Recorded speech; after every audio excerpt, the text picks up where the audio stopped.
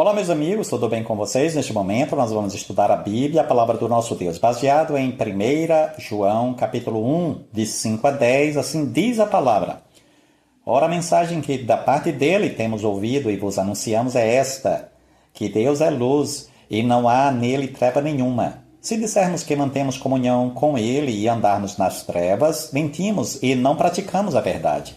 Se, porém, andarmos na luz como ele está na luz, mantemos comunhão uns com os outros, e o sangue de Jesus, seu Filho, nos purifica de todo pecado. Se dissermos que não temos pecado nenhum, a nós mesmos nos enganamos e a verdade não está em nós. Se confessarmos os nossos pecados, ele é fiel e justo para nos perdoar os pecados e nos purificar de toda injustiça. Se dissermos que não temos cometido pecado, fazemos-lo mentiroso e a sua palavra não está em nós. Até aí a leitura. O título para a nossa mensagem, Andar com Deus. No nosso último estudo, nós falamos aqui sobre o verbo da vida. Na ocasião, nós dissemos que o verbo da vida é eterno. Dissemos ainda que o verbo da vida foi visto, ouvido e tocado pelos primeiros discípulos. Dissemos ainda que o verbo da vida se manifestou aos primeiros discípulos, os quais deram testemunho dele. Hoje, então, nós vamos falar sobre andar com Deus. Na Bíblia há muitos exemplos de homens que andaram com Deus. E eu gostaria de citar aqui pelo menos alguns. O primeiro foi Enoque, que a Bíblia diz, andou Enoque com Deus e já não era porque Deus o tomara para si. Enoque foi então este homem que teve o privilégio de andar em comunhão com Deus. E a consequência disso foi que Deus o trasladara. Enoque não passou pela morte. Olha que privilégio maravilhoso. A segunda pessoa que eu queria citar na Bíblia é Noé. Noé, diz a Bíblia lá em Gênesis 6, 9, eis a história de Noé. Noé era homem justo e íntegro entre os seus contemporâneos. Noé andava com Deus.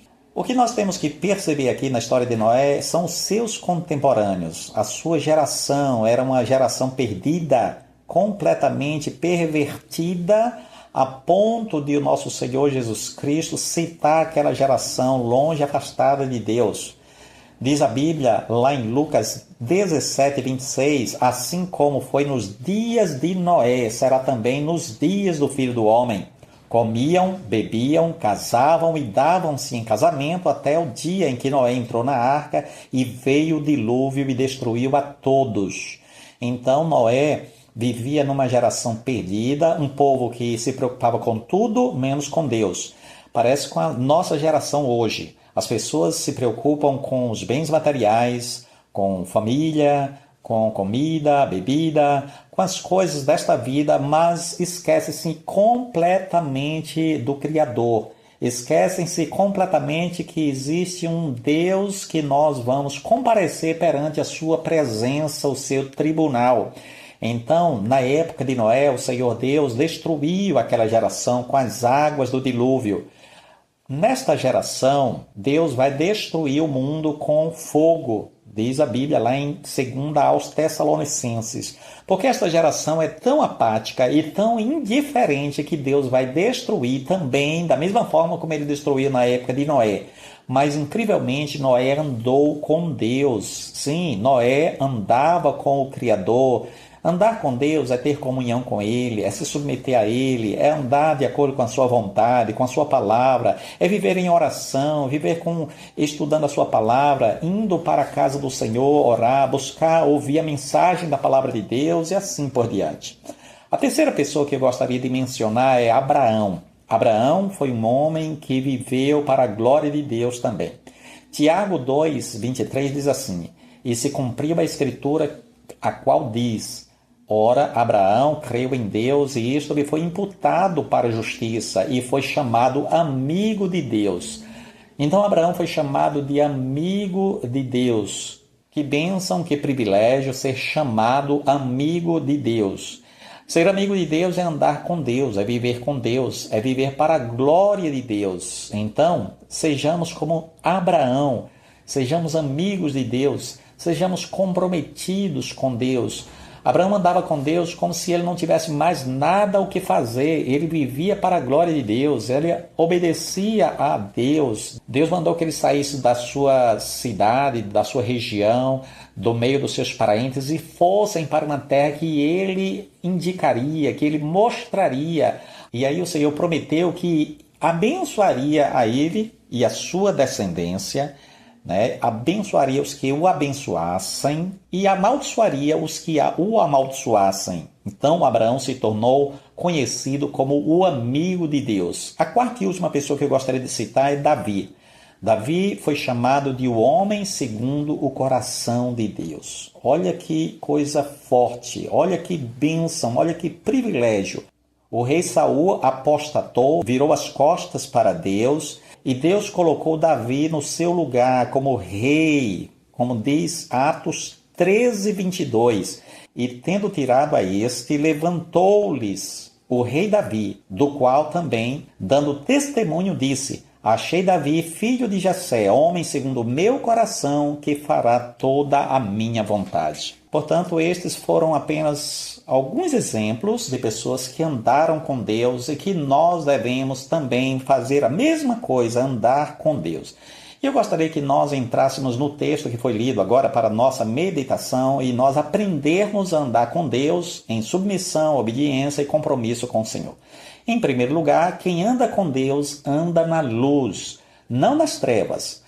Lá no versículo lido, versículo 5 e também o versículo 6, diz assim: ora, a mensagem que da parte dele temos ouvido e vos anunciamos é esta, que Deus é luz e não há nele treva nenhuma. Se dissermos que mantemos comunhão com ele e andarmos nas trevas, mentimos e não praticamos a verdade. João escreveu esta carta para combater a falsa pretensão de querer andar com Deus e andar nas trevas. Os gnósticos eram um grupo ao qual João tinha em mente. Então, os gnósticos, ou o gnosticismo, é uma combinação de misticismo, sincretismo religioso e correntes filosóficas. Eles criam na existência de dois deuses, um bom e outro mau. Eles acreditavam que o mundo foi criado por um Deus menor, aquilo que eles chamam de demiurgo, que seria o Deus da Bíblia, e distinto do Deus Supremo, que é geralmente considerado mau. Veja quanta blasfêmia, veja quanto erro, quanta heresia daquela gente naquela época, naquele tempo, isto é, os gnósticos.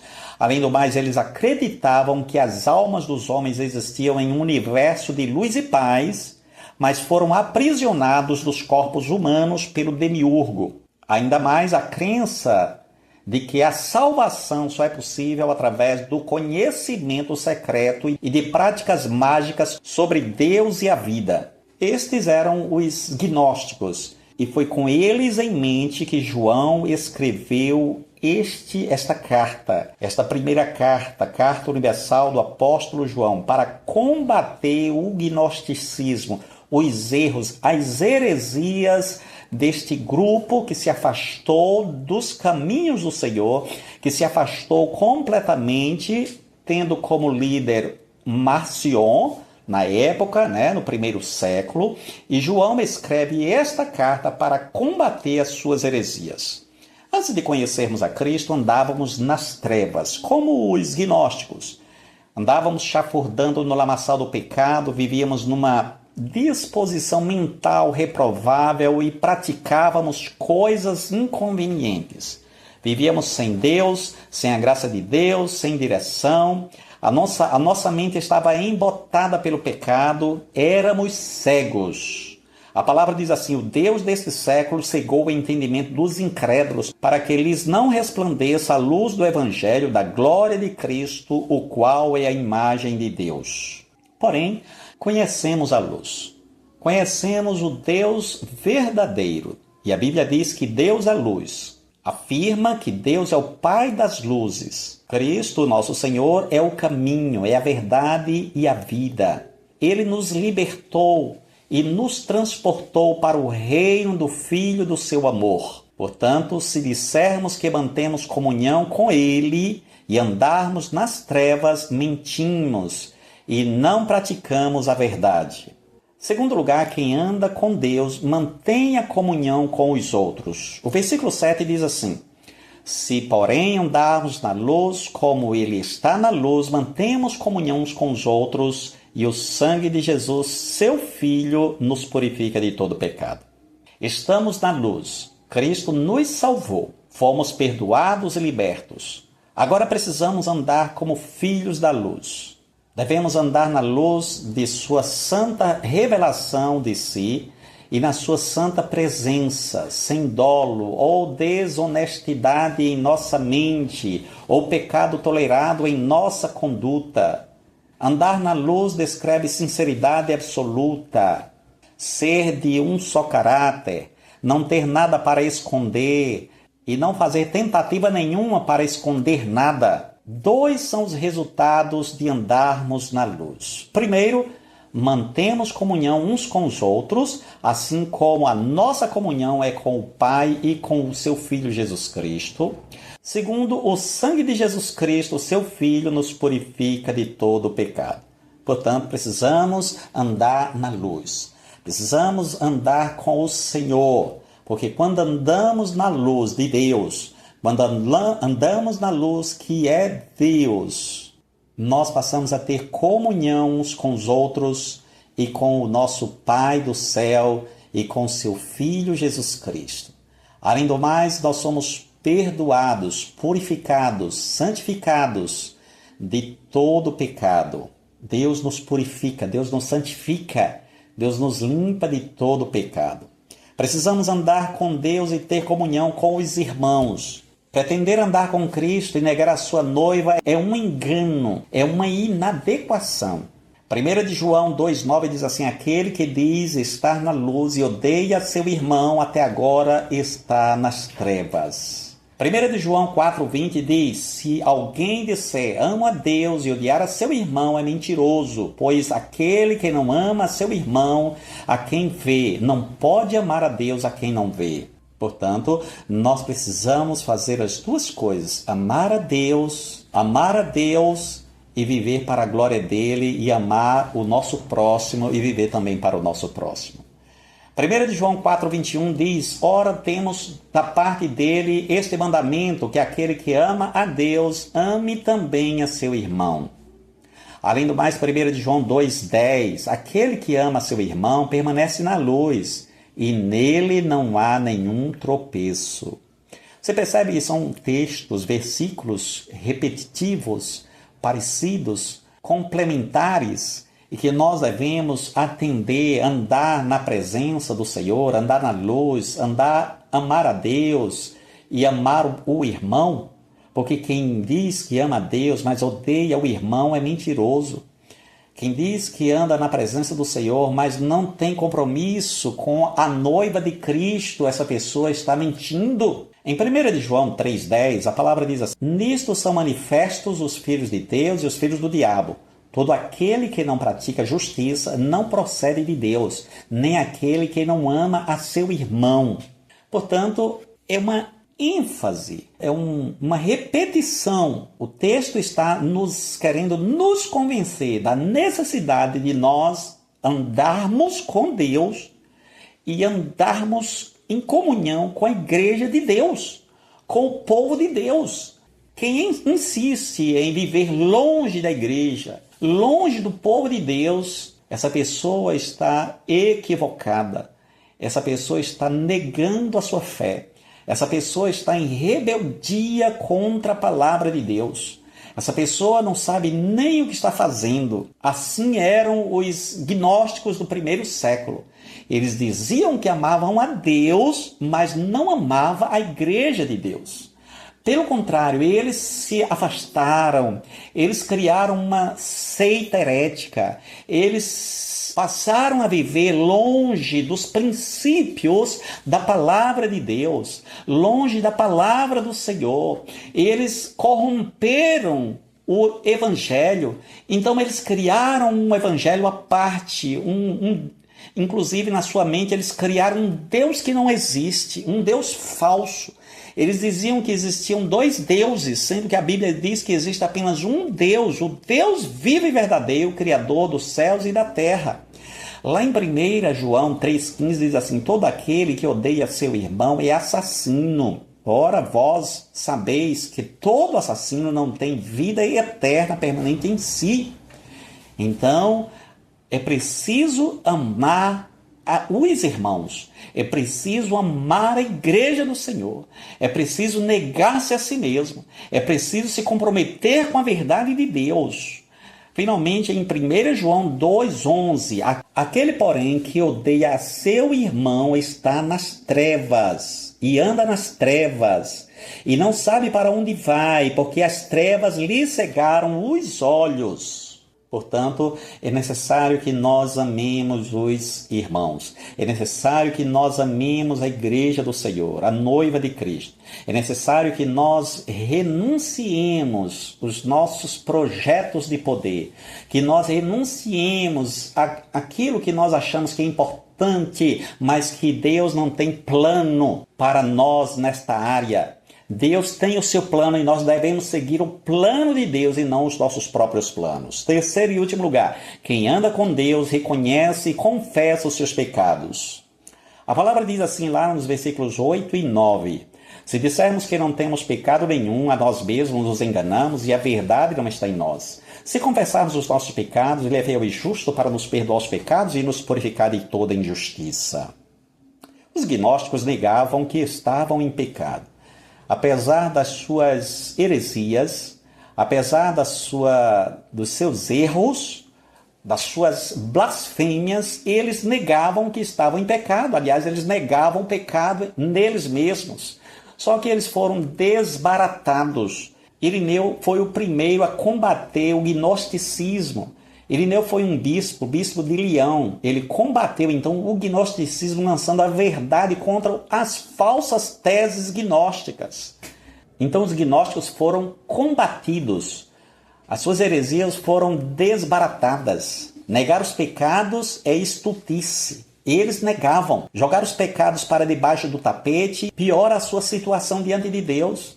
Não podemos continuar nos enganando. Quem faz isso está mentindo. O texto diz assim, se dissermos que não temos pecado nenhum, a nós mesmos nos enganamos e a verdade não está em nós.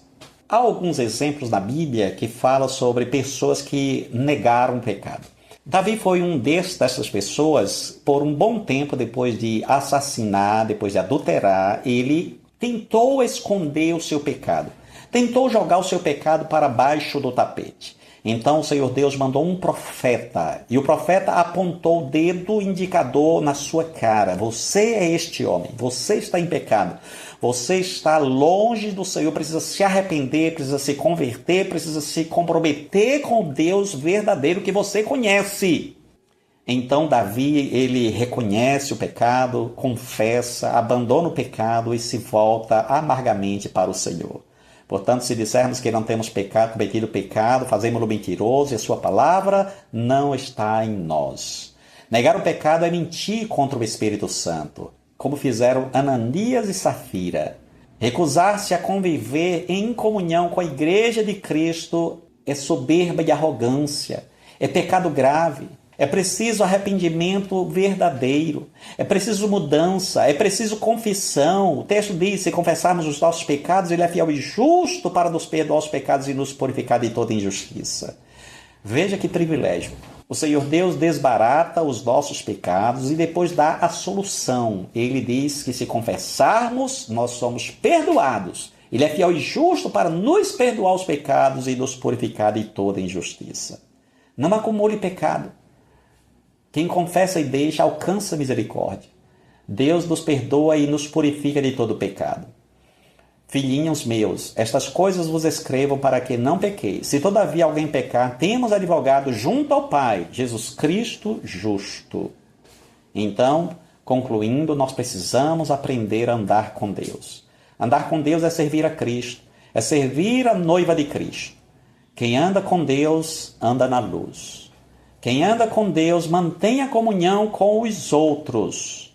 Quem anda com Deus reconhece e confessa os seus pecados. Até a próxima, se assim o nosso Deus permitir.